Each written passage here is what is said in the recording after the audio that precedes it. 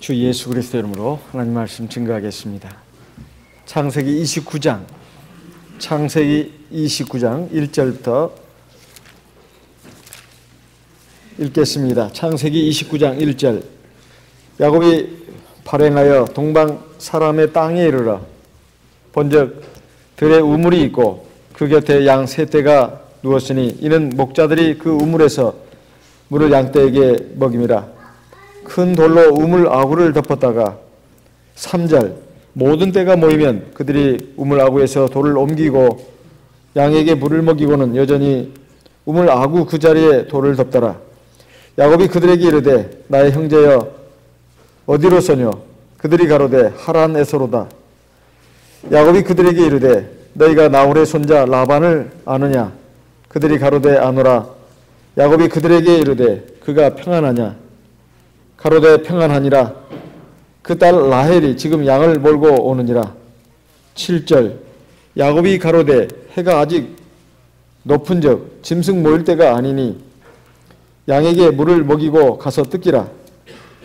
그들이 가로되 우리가 그리하지 못하겠노라.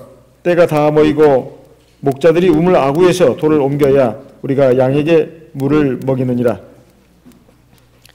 야곱이 그들과 말하는 중에 라헬이 그 아비의 양과 함께 오니 그가 그의 양들을 치미었더라. 야곱이 그 외삼촌 라반의 딸 라헬과 그 외삼촌의 양을 보고 나아가서 우물 아구에서 돌을 옮기고 외삼촌 라반의 양떼에게 물을 먹이고 그가 라헬에게 입맞추고 소리내어 울며 그에게 자기가 그의 아비의 생질이요 리브가의 아들됨을 고하였더니 라헬이 달려가서 그 아비에게 고하매 라반이 그 생질 야곱의 소식을 듣고 달려와서 그를 영접하여 안고 입맞추고 자기 집으로 인도하여 드리니 야곱이 자기의 모든 일을 라반에게 고하매 14절. 라반이 가로되 너는 참으로 나의 고르기로다 하였더라. 야곱이 한 달을 그와 함께 거하더니 라반이 야곱에게 이르되 네가 비록 나의 생질이나 어찌 공으로 내 일만 하겠느냐? 무엇이 네 보수겠느냐? 내게 고하라. 라반이 두 딸이 있으니 형의 이름은 레아요 아우의 이름은 라헬이라. 17절. 레아는 알력이 부족하고 라헬은 곱고 아리따우니 야곱이 라헬을 연애함으로 대답하되 내가 외삼촌의 작은 딸 라헬을 위하여 외삼촌에게 7년을 봉사하리이다. 라반이 가로되 그를 네게 주는 것이 타인에게 주는 것보다 나으니 나와 함께 있으라. 20절. 야곱이 라헬을 위하여 7년 동안 라반을 봉사했으나 그를 연애하는 까닭에 7년을 술같이 여겼더라. 21절. 야곱이 라반에게 이르되 내 기한이 찼으니 내 아내를 내게 주소서. 내가 그에게 들어가겠나이다. 라반이 그곳 사람을 다 모아 잔치하고 저녁에 그 딸 레아를 야곱에게로 데려가매 야곱이 그에게로 들어가니라. 24절. 라반이 또 그 여종 실바를 그 딸 레아에게 시녀로 주었더라. 야곱이 아침에 보니 레아라. 라반에게 이르되 외삼촌이 어찌하여 내게 이같이 행하셨나이까? 내가 라헬을 위하여 외삼촌께 봉사하지 아니하였나이까? 외삼촌이 나를 속이심은 어찌미니이까? 26절. 라반이 가로되 형보다 아우를 먼저 주는 것은 우리 지방에서 하지 아니하는 바이라. 이를 위하여 7일을 채우라. 우리가 그도 네게 주리니 네가 그를 위하여 또 7년을 내게 봉사할지니라. 여기까지 읽었습니다.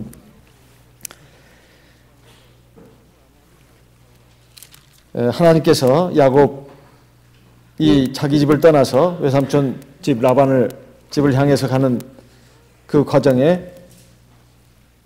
베델 광야에서 나타나셔가지고 야곱에게 환상을 보여주시면서 그를 위로하시고 격려하신 내용 지난 안식일에 우리가 살펴봤습니다. 하나님께서는 자기 택한 백성을 사랑하시고 그의 삶을 보살펴 주시고 인도해 주십니다. 하나님 안에 있다면, 하나님을 사랑하고 경외하는 믿음으로 살고 있다면 그 사람의 일생은 사실 뭐가 성공이고 뭐가 실패다, 세상적인 안목으로 쉽게 판단해서는 안 된다는 것입니다. 세상적인 안목으로 저건 실패다. 그랬을 때 그 절대로 실패가 될 수가 없다고 하는 걸 지난 시간에 말씀을 드렸습니다. 왜냐? 사실은 그 실패라고 보여지지만 그 안에는 성공의 씨앗을 담고 있다는 것입니다. 그의 부족한 점, 잘못된 점을 깨우쳐줘 가지고 하나님의 진정한 복, 그리고 하나님의 온전한 복, 하나님의 영원한 복을 받을 수 있도록 깨우쳐 주시고 바로잡아 주기 위해서 실패를 맛보게 한 것이니까 사실은 그 실패가 아니라는 것입니다. 그리고 세상적으로 봤을 때 성공인 것처럼 보여도 그걸 섣불리 저건 성공이다 말해서는 안 된다고 하는 것도 지난 시간에 말씀드렸습니다. 왜냐? 사실은 하나님의 긍휼과 은총 가운데서 지금 힘을 주시고 격려하기 위해서 잘되게 하는 것이지, 그렇다고 해서 그 사람의 문제점, 잘못된 점, 그리고 부족한 점이 없는 것이 아닙니다. 만약에 그것을 모르고 교만해가지고 내가 뭐 잘나서, 내가 뭘 잘해서, 뭐 운이 좋아서 이렇게 잘된 것으로 안다면 그 사람은 세상적인 눈으로 봤을 때, 인간적인 안목으로 봤을 때는 성공인지 몰라도 지금 실패의 씨앗을 갖고 있다는 것입니다. 그리고 정말로 실패를 합니다. 만약에 그가 진정으로 하나님 앞에 영광을 돌리지 못하고 감사하지 못한다면, 그리고 그 형통함 가운데서 또 자기의 부족함을 알고 하나님을 경외하고 하나님을 의지하고 겸손한 마음으로 하나님 말씀에 순종해서 산다면 그는 성공의 그 겉모습 안에 들어있는 실패의 씨앗을 발견하고 그것을 제거하는 그런 훌륭한 사람이 되는 것입니다. 지금 야곱이 비록 인간적인 방법으로 또 불신앙적인 방법으로 아버지의 눈을 속이고 형의 분노를 촉발시켜가면서 장자의 명분을 얻었다 하지만 사실상 손에 쥐어진 것은 아무것도 없었고 아버지의 재산 전부 다 뒤로 놔두고 지팡이 하나만 들고 먼 길을 떠나야 되는 이 가련한 신세가 되었다고 하는 것. 하지만 이것이 절대 실패가 아니라는 것입니다. 하나님은 바로 이 야곱을 훈련하시고 연단하시는 과정으로 이끌어 가시는 겁니다. 그래서 베델 광야에서 나타나신 것입니다. 베델 광야에서. 그래가지고 이제 그 베델 광야에서 하나님의 말씀을 듣고 또 하나님 앞에 소원 기도도 했던 이 야곱이 거기서부터 하란 지방을 향해서 가는데 그 학자들의 견해에 의하면 그 베델 광야에서 그 하란까지가 약 800km 정도 된다고 합니다. 어떤 사람은 750km. 800km면 서울에서 부산까지가 얼마죠? 500km인가요? 500km? 450이요? 네. 그러면은 서울에서 부산까지 갔다가 다시 서울로 오는 정도, 조금 못 미치는 거리라고 할 수 있습니다. 어마어마한 거리 아니겠습니까? 이걸 걸어서 가는데 참으로 여러 날 걸렸을 것입니다. 그래가지고 이제 외삼촌이 있는 그곳까지 가까이 가서 이제 들판에 이르게 됐을 때 외삼촌의 양들을 치는 목동을 만나게 되었습니다. 그 목동들이 이제 목동들에게 자기 외삼촌에 대해서 묻고 그리고 그분이 평안하냐고 물었습니다. 그랬더니 그 말이 바로 지금 우리가 그 외삼촌, 당신의 외삼촌의 양을 치고 있다고 말했습니다. 그런데 어떻게 이렇게 해가 지금 아직도 높은데 아직 짐승 먹을 때가 아닌데 어서 이 양들에게 물을 먹이고 풀을 뜯겨야 되지 않냐. 그러니까 그 목동들이 하는 말이 우리가 그렇게 할 수 없다. 목자들이 다 모이고 우물하고 해서 돌을 옮겨야만 우리가 양에게 물을 먹일 수 있다. 이렇게 말하고 있습니다. 그러니까 그렇게 말하는 도중에 이제 라헬이 그 말하는 도중이었습니다. 라헬이 그 아비의 양과 함께 왔습니다. 그랬을 때 야곱은 이제 외삼촌 딸인 것을 알아보고 또 외삼촌의 양을 보고 밖으로 그들 앞에서 10절에 보면은 그 우물 아구에서 돌을 옮기고 외삼촌 라반의 양떼에게 물을 먹이는 장면을 볼 수가 있습니다. 그러면서 이제 그의 사촌 라헬하고 인사를 나누죠. 여기서 보면 야곱의 그 성품을 볼 수가 있습니다. 역시 그 야곱의 외삼촌 라반, 양들을 상당히 많이 거느리고 있었는데 목동들이 많이 있었던 걸 보면은 양들이 많았던 걸 알 수가 있습니다. 근데 목동들이 어떻게 이 해가 아직 중천에 있고 양들이 아직 모일 때가 안 됐는데 왜 이렇게 가만히 놀리고 있느냐? 어서 물을 먹이고 풀을 뜯겨야지.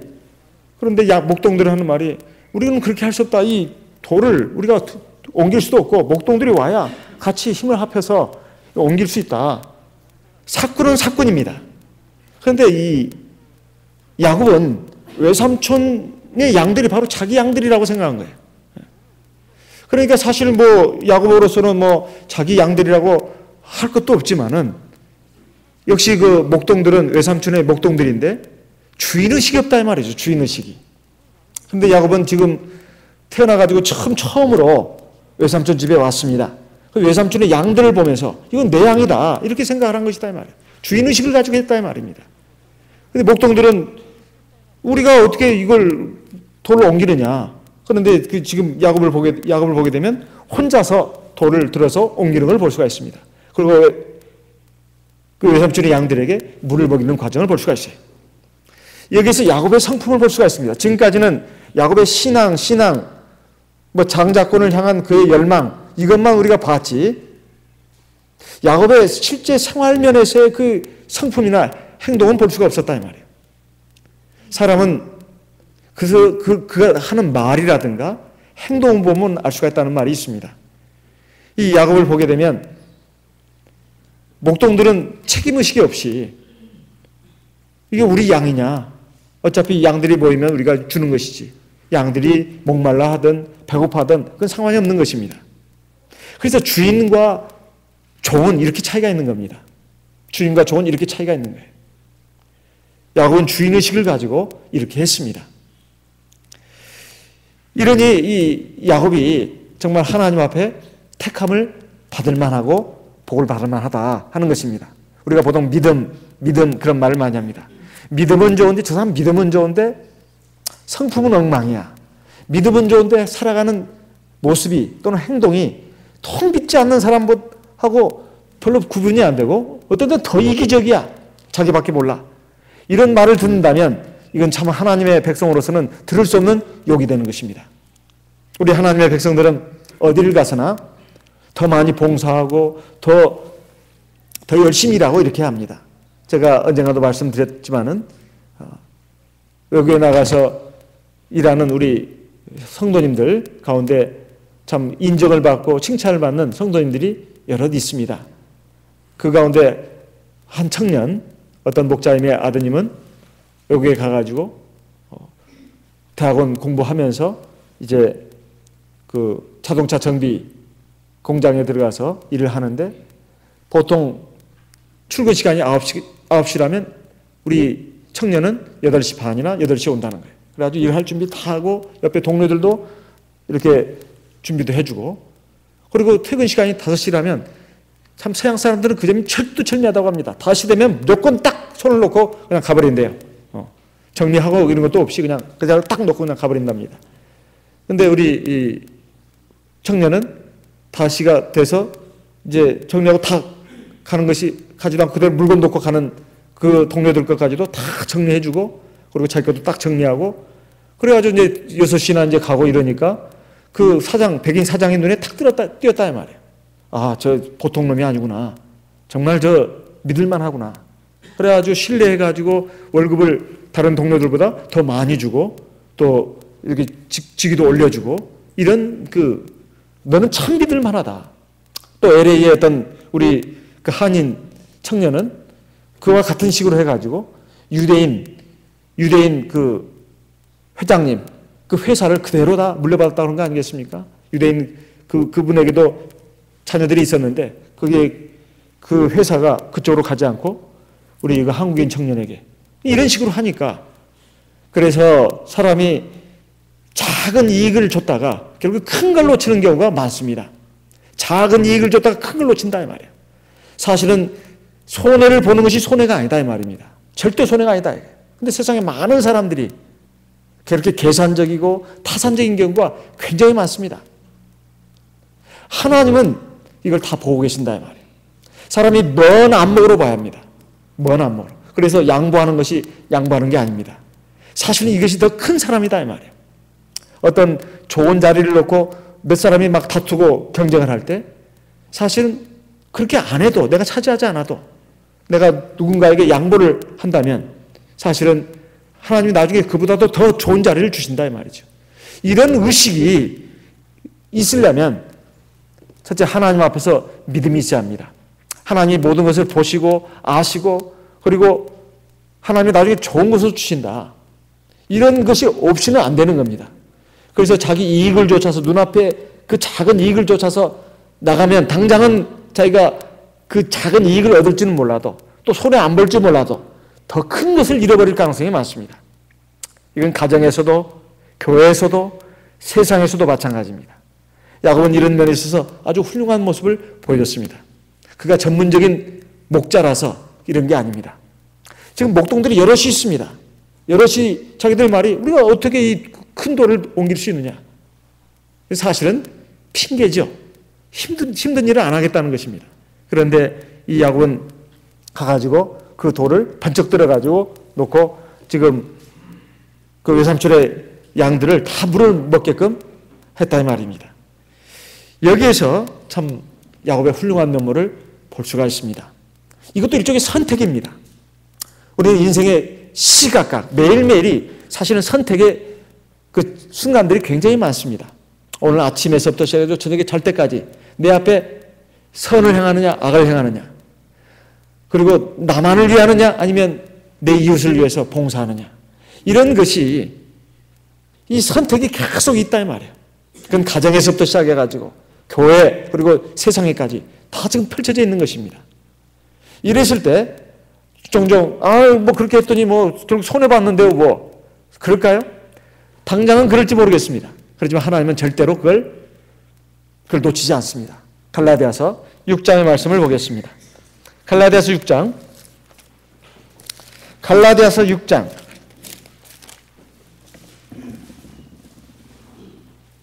7절 같이 읽어보겠습니다. 갈라디아서 6장 7절 같이 읽겠습니다. 스스로 속이지 말라. 하나님은 만홀히 여김을 받지 아니하시나니 사람이 무엇으로 심든지 그대로 거두리라. 여기 만홀히 여김을 받지 않는다는 것은 업신여김을 받지 않는다 이런 뜻입니다. 하나님은 업신여김을 받지 아니하시나니 사람이 무엇으로 심든지 그대로 거두리라. 9절 같이 읽어보겠습니다. 우리가 선을 행하되 낙심하지 말지니 피곤하지 아니하면 때가 이름에 거두리라. 여기 피곤하지 아니하면을 다른 성경에서는 포기하지 아니하면 이렇게 되어 있습니다. 우리가 선을 행하면서 낙심하지 말아야 된다는 것입니다. 우리가 선을 행하는 것을 포기하지 않는다면 어떤 때가 온다는 것입니다. 하나님께서 우리를 갚아주시고 우리에게 상 주실 때가 반드시 온다는 것입니다. 이 세상에서 올 수도 있지만 이 세상에서 오지 않을 수도 있습니다. 반드시 하나님의 심판하시는 그날 반드시 받게 되어 있습니다. 그래서 우리가 선을 행하다가 낙심을 하는 경우가 많습니다. 아니 나 지금 손해보는 짓 했어. 나 말고 저렇게 꾀부리고 그 술수를 쓰는 사람이 더 잘 되잖아. 그래가지고 마음에 낙심이 오고 실망이 오고 또 어떤 때는 화가 납니다. 그러지 말아요. 어떤 때는 또 어떤 사람에 대해서 불평을 합니다. 나는 하는데 왜 저 사람은 안 하느냐. 나는 하는데 왜 저 사람은 안 하냐 이거예요. 그게 다 쓸데없는 불평입니다. 내가 하나님 앞에서 내가 내 할 일 하면 된다 이 말이에요. 다른 사람 하고 안 하고를 신경 쓸 필요 없습니다. 내가 내 할 일을 하면 된다 이 말이에요. 그리고 그 사람은 하나님이 또 심판하십니다. 야고보서 5장 말씀을 보겠습니다. 야고보서 5장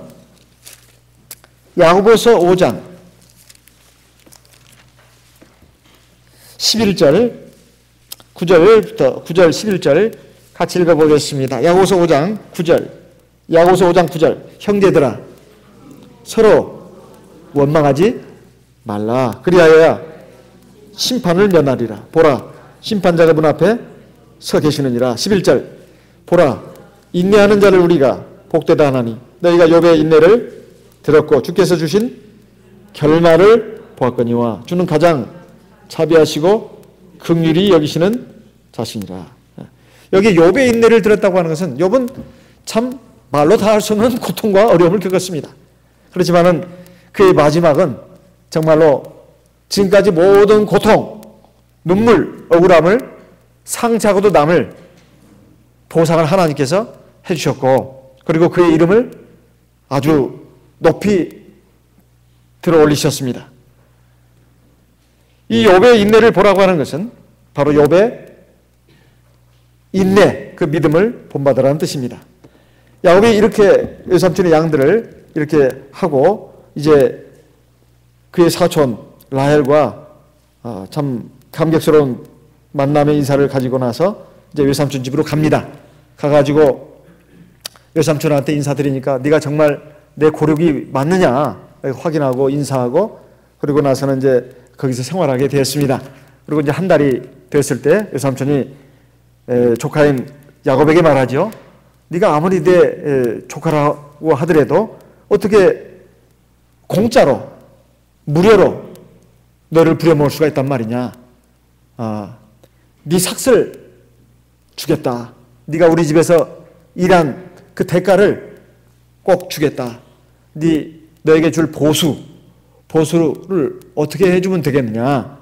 얼마나 주면 되겠느냐. 이렇게 물었을 때 야곱이 한 말은 저는 외삼촌의 작은 딸 라헬을 사랑합니다. 그 외삼촌의 작은 딸 라헬을 내 아내로 주십시오. 이렇게 말했습니다. 그러니까 외삼촌이 딱 들어보니까 그거 괜찮다. 어차피 우리 딸들을 결혼시켜야 되는데 다른 사람에게 주는 것보다는 너한테 주는 게 좋겠다. 그렇게 해가지고 7년 동안을 네가 봉사해라. 이렇게 이제 말했습니다.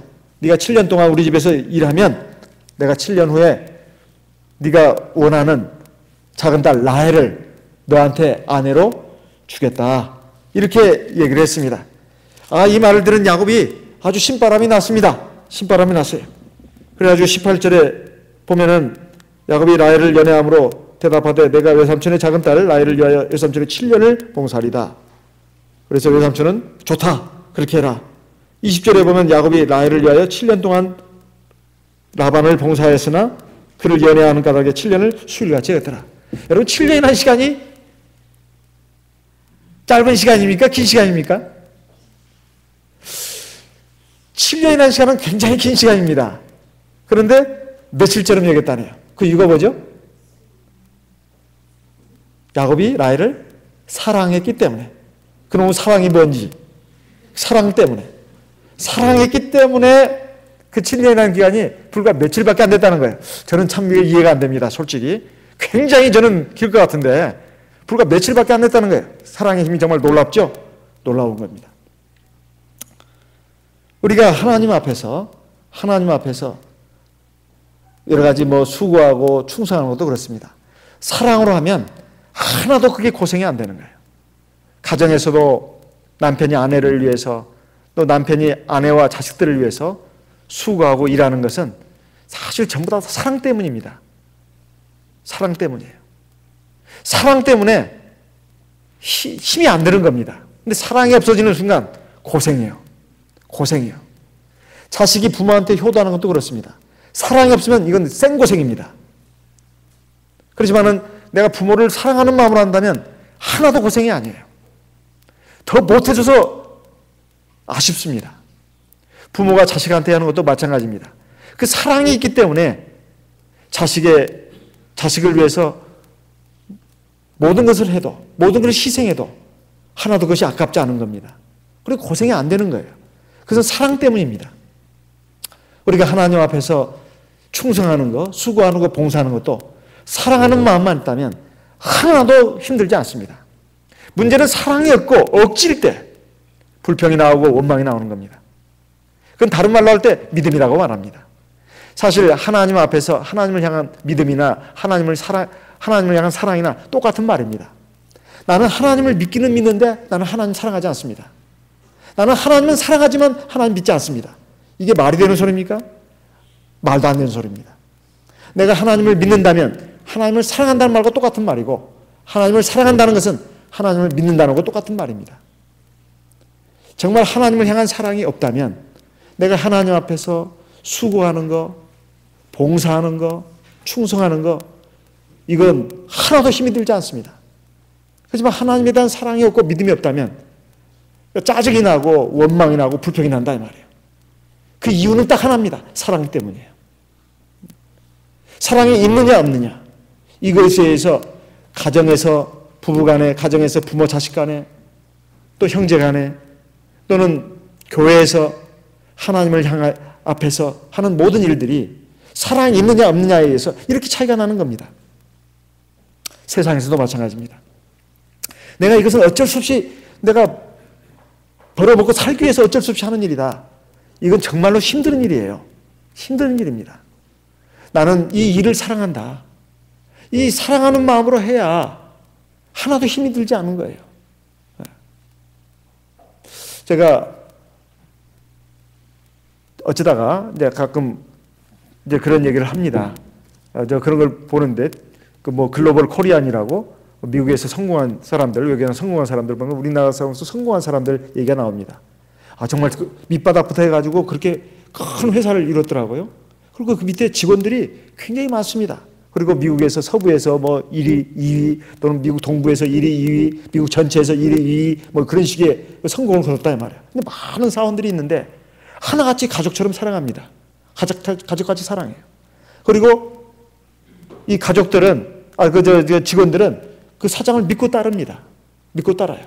그러면서 이 사장이 된 우리 그 성공한 코리안, 한국 사람이 하는 말이, 저는 밑바닥부터 고생을 해왔기 때문에 우리 직원들이 하는 고생이 얼마나 고생되는지 안다고. 나는 가족같이 생각한다고. 그러면서 이제 굉장히 막 가족같이 잘해줍니다. 그러면서 또 어떤 사장님은 그 직원한테 이렇게 말합니다. 이제 손님들 이제 맞이하고 이런 것에 대해서 이렇게 말합니다. 사실 내가 너한테 월급 주는 게 아니다. 월급은 저 손님이 준다. 손님이 준다. 그러면서 그 설명을 해주는데 아주 기가 막혔습니다. 네가 손님한테 친절하게 해주고 정말로 정성껏 해야 손님이 계속 올 거 아니겠느냐. 그래서 내가 너한테 월급 주는 게 아니라 저 손님이 와서 이 물건을 팔아주니까 그것에 의해서 내가 너한테 월급을 주는 거다. 아, 그 말이 너무나 참 간단한 말이지만은 아주 전곡을 찌르는 말이라고 생각이 됐습니다. 그래서 그러니까 그 직원들이 전부 손님들한테 그렇게 친절하게 하고, 또 어떤 까다로운 손님에 대해서도 아주 가서 친절하게 설명하고, 그게 나쁘게 반응하지 않고 아주 공손하게, 예의 바르게, 친절하게 이렇게 그 서비스를 하는 모습을 볼 수가 있었습니다.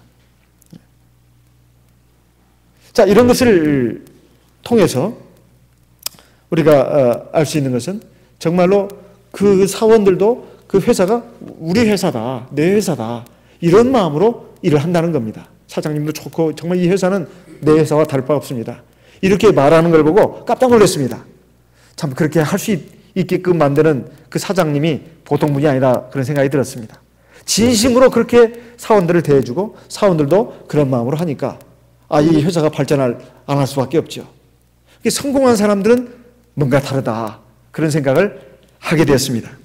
여기에 야곱이 라헬을 위해서 7년 동안 무료로 봉사하는데도 그 7년이라는 기간이 불과 며칠로 여겨졌다는 것이 연애했기 때문이라고 나옵니다. 연애란 말은 사랑했기 때문이라 해요. 사랑의 힘은 이렇게 놀라운 것입니다. 그런데 야곱에게 있어서 한 가지 문제점은 뭐냐면, 야곱이 사람을 보는 눈이 역시 아직도 신앙적이지 못하고 외적으로 봤다는 것입니다. 17절에 보면 레아는 알력이 부족하고 라헬은 곱고 아리따우니 야곱이 라헬을 연애함으로. 야곱이 라헬을 좋아한 이유가 야곱이 예뻤다는 거예요. 야곱이 예뻤다는 거예요. 라헬이 예뻤다는 거예요. 라헬이. 레아 큰딸은 얼굴이 좀 못생겼나 봅니다. 아마 주근깨도 있고 뭐 그렇게 예쁘지 않았던 것 같아요. 그런데 라헬은 굉장히 예뻤습니다. 근데 야곱은 그 큰딸 레아를 사랑하지 않고 작은 딸 라헬을 사랑했다. 그 이유가 그 외모를 보고 판단을 했다는 것입니다. 그런데 그 뒤에 나오지만은 어땠습니까?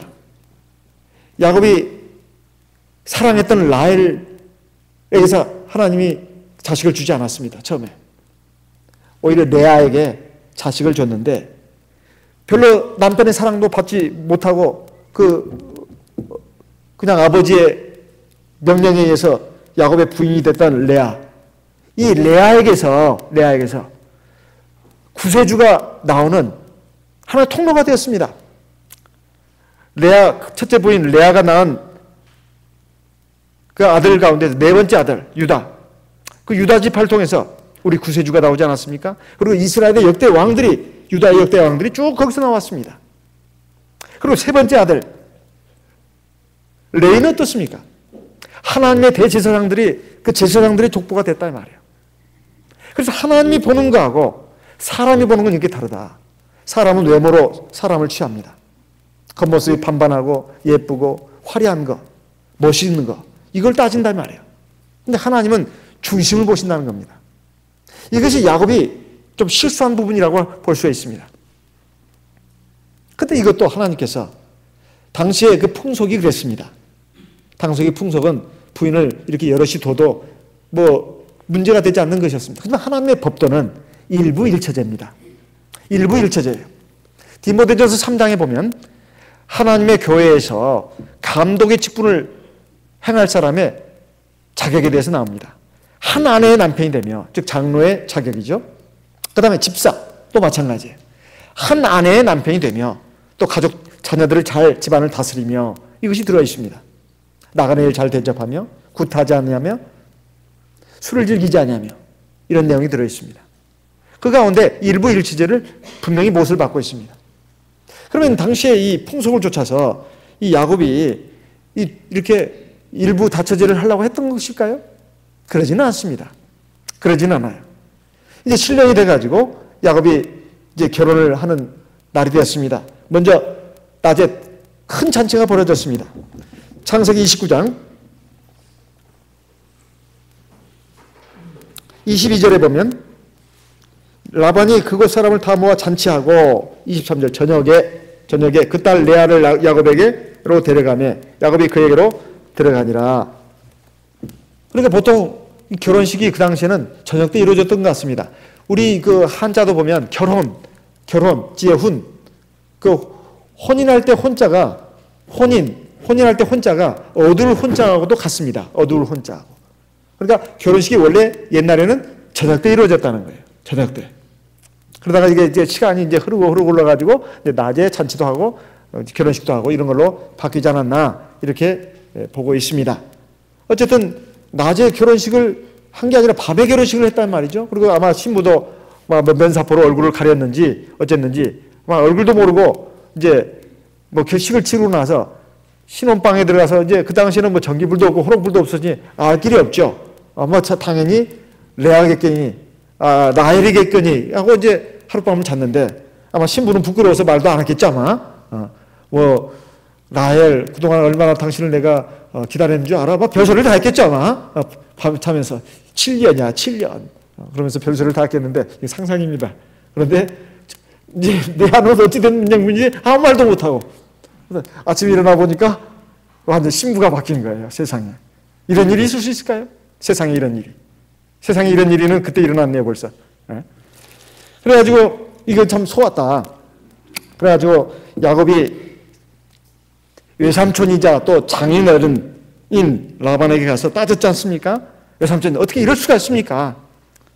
그러니까 외삼촌이 하는 말이, 이곳 지방에서는 큰 딸보다도 작은 딸을 먼저 씹어내는 애가 없네.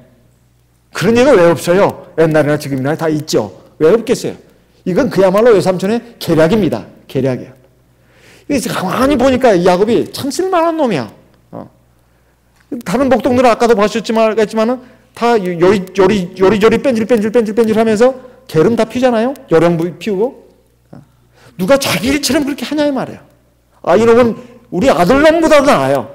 내 사이가 될 이 조카놈, 이놈은 다른 아들놈보다도 훨씬 더 그 철두철미하고 아주 성실하다 이 말이죠. 그래서 이놈을 어떻게든지 붙들어야 되겠다, 이렇게 생각을 하는 겁니다. 외삼촌이. 그래가지고 붙들 수 있는 방법이 뭘까? 그것도 공짜로 또 부려먹으려면, 그렇지, 큰 딸부터 줘야 되겠다. 그러면 이놈이 가만히 있지 않을 거야 아마 틀림없이. 아니나 다를까 그렇게 됐죠. 외삼촌하고 한번 따지고 뜬단 말이야. 그래서 그때 하는 말이, 그래 우리 집안에서 이렇게 그렇게 할 수는 없다. 그러면서 큰 딸을 네가 이제 가졌으니까 네가 정말로 내 둘째 딸 라헬을 사랑한다면 그 둘째 딸도 줄 것이다. 그렇지만 결혼한 지 얼마 안 돼가지고 줄 수는 없다. 일단 네가 의무봉사해라. 그러면서 이제 큰딸 레아 거기서 일주일간은 거기서 생활해라. 그러고 나서 둘째 딸로 줄 것인데 그 대신 그 둘째 딸 라헬을 위해서도 네가 7년간을 봉사해야 된다. 이렇게 말했습니다. 그러니까 요삼촌의 그 말을 들었을 때 야곱이 무슨 생각을 했을까요? 아, 이게 다 내 엿보다 생각하지 않았을까요? 지난날 아버지 속이고, 아버지 속였잖아요. 예? 아버지 눈 어두운 거 속이고 형 모습으로 변장에 들어가가지고 속인 거 그대로 지금 외삼촌한테 당하는 거 아니겠습니까? 우리가 인생을 살면서 저는 그런 생각을 좀 해봅니다. 내가 누군가에게 어떤 말로 안 되는 그 고통과 상처를 받았을 때 사실 그 사람이 잘못한 겁니다. 하지만 하나님 앞에서 회개하면서 그 사람을 미워할 수 없는 것은 내가 지난날 살아오면서 내가 다른 누군가에게 누가 상처를 주지 않았나, 이걸 한번 생각해 볼 필요가 있습니다. 저는 이거 여러분 진심으로 말씀드립니다. 근데 대부분 보면 그러지 않는다 이 말이에요. 나에게 상처를 준 사람을 미워합니다. 그리고 내가 지지리도 원래 복이 없어서 그런 줄 알아요. 자기를 돌아보지 않는다는 겁니다. 내가 하나님 앞에서 얼마나 잘못 살았는지, 믿음으로 살지 못하고 불신하고 살았는지, 그리고 욕심으로 살았는지, 세상적인 욕심, 그리고 불신앙으로, 입으로는 신앙하면서 완전히 이건 막 세상 사람과 별로 차이가 없게끔 살아온 지난날에 얼마나 하나님 앞에서 죄를 짓고 잘못했는 것을 생각을 안 한다 이 말이에요. 그것을 회개하는 기회로 삼는다면 이건 복이 있습니다. 대표적인 경우가 다윗입니다. 다윗이 자기 어떤 몸에서 난 압살롬이 자기를 죽이려고 칼로 들고 왕궁을 차지하지 않았습니까? 그리고 백주 대낮에 자기 후궁들을 갖다 범했잖아요. 자기 몸에서 난 자식이 자기를 향해서 칼을 들고 죽이려고 달라들었습니다. 그리고 자기는 자기 부인들이 자기 아들한테 이 욕을 당하는 그것까지도 만천하에 다 공표가 됐다는 말이죠. 왕궁을 쫓겨갑니다. 그렇다 해서 압살롬이 잘한 것입니까? 압살롬은 하나님 앞에서 정말로 이건 죽어마땅한 죄입니다. 그래서 하나님이 압살롬을 비참하게 결국은 징벌을 했습니다. 하지만 다윗은 그것이 일종의 하나님께서 일종의 징계입니다. 그렇지만 하나님이 다윗을 버린 건 아닙니다. 다윗은 가면서 지난날의 그 죄를 생각하면서 회개를 했습니다. 차이점이 이겁니다. 그러니까 하나님이 다윗을 버린 게 아니에요. 다윗을 그렇게 매를 대면서 다윗을 연단한 것입니다. 그래서 남의 눈에 피눈물이 흐르게 한 사람은 반드시 피눈물 이상의 것을 당하게 돼 있습니다. 하지만 또 이거 하나 생각할 수는 있습니다. 내가 어떤 고난을 당했을 때 욥처럼 고난을 당할 수도 있습니다. 아무 잘못도 없는데 그런 경우는 하나님이 특별한 뜻이 있어서 나를 연단하신 걸로 생각하면 됩니다. 내가 아무리 생각해도 나는 욥이야. 그럼 욥으로 생각하시면 됩니다. 하지만 제가 생각할 때는 욥처럼 생각하기보다는 내가 욥은 보면 성경에 보면 완전한 의인입니다. 우리가 욥과 비교할 수 있겠습니까? 그럴 수는 없습니다. 그러면 내가 하나님 앞에서 잘못 살아온 것이 어디 한두 개 있겠습니까? 다 내 잣대로 나를 재니까 내가 문제가 없는 거예요. 사실은 하나님의 잣대로 나를 보면은 내가 잘못한 것이 굉장히 많습니다. 교만했던 거, 거짓됐던 거, 어리석었던 거, 그리고 하나님 앞에서 잘못한 것들이 사실은 많이 있는데 내가 그것을 미처 깨닫지도 못했고 또 잊어버렸어요. 또 생각도 안 했어요. 인정도 안 했습니다. 그런 경우가 많다 이 말이에요. 이 야곱의 이것은 사실은 그 전에 아버지를 속였던 거 지금 그대로 당하는 것입니다. 그렇지만 하나님이 징벌하기 위해서 당하게 하는 건 아닙니다. 사실은 야곱을 더 진실하게 가다듬어가는 거예요. 사실은 이 야곱의 얘기가 아닙니다. 저와 여러분의 얘기예요. 우리들의 얘기입니다. 우리도 하나님 앞에 살아가면서 사실은 이 야곱과 같은 경우를 많이 당합니다. 그래서 내가 한번 생각해 봐야 합니다. 어떤 때 내가 큰 돈을 잃어버렸어요. 그럼 생각해 봐야 합니다. 내가 재수가 없었어. 내가 부주의해서 잃어버렸어. 그렇게 생각할 것이 아니라 내가 혹시 11조를 빼뜨린 것이 있지 않았나? 잘 생각해 보시면 11조 빠뜨린 것도 있습니다. 내가 하나님의 것을 도적질한 것도 있을 수 있다 이 말이에요. 나는 아니라고 생각할지 모르지만 사실 11조를 내가 하나님께 내야 되는데 안 내고 그냥 넘어간 것도 한번 생각해 볼 수가 있다 이 말이에요. 내가 누군가에게 듣지 못할 욕을 들었어요. 내가 생각해 봐야 합니다. 나도 그런 적은 없는가? 근데 내가 잘못한 것은 전혀 생각이 안 납니다. 남이 나한테 잘못한 것만 생각난다 이 말이에요. 이것이 우리가 바로잡아야 할 부분입니다. 그렇지만 하나님은 사랑의 하나님입니다. 그런 과정을 통해서 야곱을 다듬어 가시는 거예요. 그래서 가끔 보면은 버르장머리였고 무례하고 이런 사람 보면은 지금은 이제 화가 나는 것이 아니라 속에서 탄식이 나옵니다. 아이고, 아직도 인생을 제대로 안 살았구나. 당신은 아직도 인생을 제대로 안 살았어. 너는 아직도 인생 사람 멀었구나. 너 앞으로 당할 그 하나님께서 할 걸 생각하니 네가 참 불쌍하다. 당신이 참 불쌍하다. 이런 생각이 든다 이 말이죠. 그러니까 그랬을 때 우리가 다른 사람에 대해서도 분노하지 않고 미워하지 않고 불쌍히 여기시는 마음도 생기는 겁니다. 이것도 믿음이 성숙돼야만 그런 마음을 가지는 거예요. 믿음이 성숙돼야만. 그래서 그 사람을 원수를 미워하지 않고 그 사람을 불쌍히 여길 수 있는 것도 사실은 하나님의 성질을 깨달아야 합니다. 그리고 자기가 상당히 성숙한 위치로 가야 돼요. 그렇지 않으면 그런 마음이 생길 수가 없습니다. 억지로는 안 되는 겁니다. 무엇이든지. 야곱은 사실은 이 과정이 다 하나님께서 하나님의 백성다운 백성으로 다듬어 가시고 훈련해 나가는 과정입니다. 다음 시간에 계속 이어지겠습니다. 우리 하나님께서 이 야곱의 얘기를 통해서 우리를 많이 깨우쳐주고 계십니다. 하나님, 지난날 내가 부족했던 거 지금도 내가 뭘 잘못하고 있으면서도 깨닫지 못하는 부분이 참 많습니다. 내 마음 생각, 그리고 말과 행동, 내 삶의 모습이 하나님 앞에서 이스라엘 백성으로서 온전치 못한 모습이 얼마나 많은지 모릅니다. 하나님, 이거 깨닫게 하시고 이거 여기서 돌이키게 해주십시오. 그리고 하나님 앞에서 온전한 사람이 되게 해주십시오. 믿음 면이나 성품 면이나 행위 면이나 내 삶의 모습 면에 있어서 내가 하나님의 장자로서 하나님 나라에 들어가기 합당한 하나님의 백성으로서의 모습을 갖춰갈 수 있도록 이끌어 주시옵소서. 이렇게 기도해야 되겠습니다. 하나님 그런 기도 기뻐하십니다. 그리고 그 기도에 응답해 주십니다. 우리 다 같이 이 시간 들으신 말씀을 기억하시고 우리 하나님 앞에 기도하겠습니다. 나와 내 가정을 위해서, 교회를 위해서 기도하겠습니다. 특별히 이제 며칠 앞으로 다가온 우리 대방교회 봄영은회 위해서 기도하겠습니다. 참 감사하기는 그저께 세례식 때 여기 우리 고만수 형제님 안식일마다 오죠. 팔 불편한 분이 세례받고 바로 성령을 받으셨습니다. 교회 오셔가지고 참 너무 감사했습니다. 너무 감사했어요. 네. 자, 우리 교회에서 성도님들이 한결같이 이렇게 사랑으로 대해주시고 또 기도해주신 그 열매가 맺혔습니다. 열매가 맺혔어요. 첫째는 하나님의 은혜요. 두 번째는 우리 대방교회 성도님들의 사랑의 보살핌이라고 생각합니다. 우리 그 고만수 형제님을 위해서도 기도해 주시고 그 가정을 위해서도 기도해 주시기 바랍니다. 그리고 이번에 어린아이들 둘이 세례받았습니다. 또 아직 세례받지 못한 그런 분들이 또 있습니다.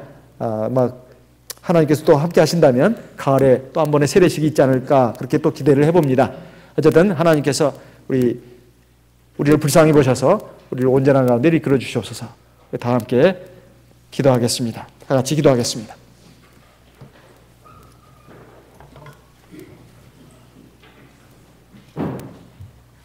할렐루야. 주 예수 그리스도 받들어 기도드리옵나이다.